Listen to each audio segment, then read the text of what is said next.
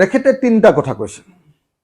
এক নম্বৰ কথাটো তেখেতে কৈছে যে শিৱসাগৰত যিটো মিয়াখেদা আন্দোলন চলি আছে এইটো মই পৃষ্ঠপোষকতা কৰিছোঁ বুলি মুখ্যমন্ত্ৰী হিমন্ত বিশ্ব শৰ্মাই কৈছে। নাম্বাৰ 1।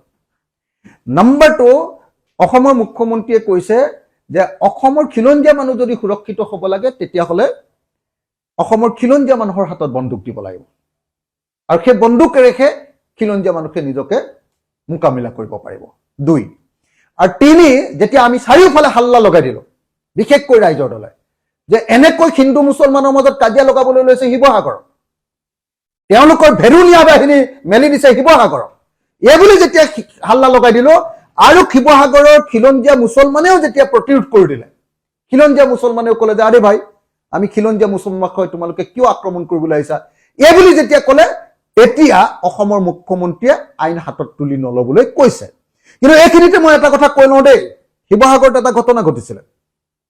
সেইদিনা চিটু বৰুৱাহঁতে সেইদিনা ভাড়াঘৰত মিয়া বিচাৰি গৈছিলে আৰু মিয়া বিচাৰি যাওঁতে তেওঁলোকৰ লগত খিলঞ্জীয়া মুছলমানৰ এটা সংঘাত হৈছিলে।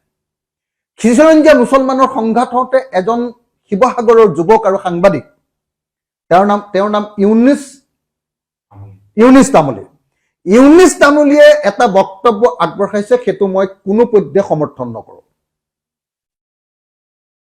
ইউনিছ তামুলীয়ে বক্তব্য আগবঢ়াইছে যে বিদেশী হ'লেও আপোনালোকে একো কৰিব নোৱাৰিব, বিদেশী হ'লেও আমি সুৰক্ষিত কৰিম নে এনেকুৱা ধৰণৰ বাক্য এটা কৈছিলে। সুৰক্ষিত কৰিম বুলি কৈছিল নাই নাজানো, যে বিদেশী হ'লেও আপোনালোকে ইয়াত থাকি আক্ৰমণ কৰিব নোৱাৰিব, ইয়াত থাকি ধৰিব নোৱাৰিব, সেইটো আইনৰ জৰিয়তেহে সেইটো মীমাংসা কৰিব লাগিব।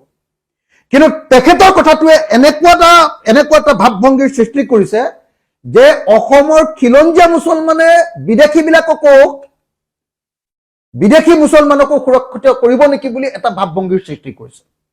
মই ইউনিছ তামুলী ডাঙৰীয়াৰ এজন সাধাৰণ ল'ৰা, তেওঁ সংগঠনৰ মানুহ নহয়, তেওঁ এজন সাধাৰণ ল'ৰা, তথাপিও সেই কথাটোৱে যিহেতু এটা বিৰূপ প্ৰভাৱ পেলাইছে, গতিকে মই ইউনিছ তামুলী ডাঙৰীয়াক স্পষ্টভাৱে কৈ দিছোঁ যে আপুনি এজন সাংবাদিক, আপুনি এজন তাৰ স্থানীয় খিলঞ্জীয়া গৰীয়া মানুহ, গতিকে আপুনি এনেকুৱা ধৰণৰ বক্তব্য প্ৰদান কৰি মিছামিছি বিষয়টো ধুৱলি কুঁৱলি নকৰিব।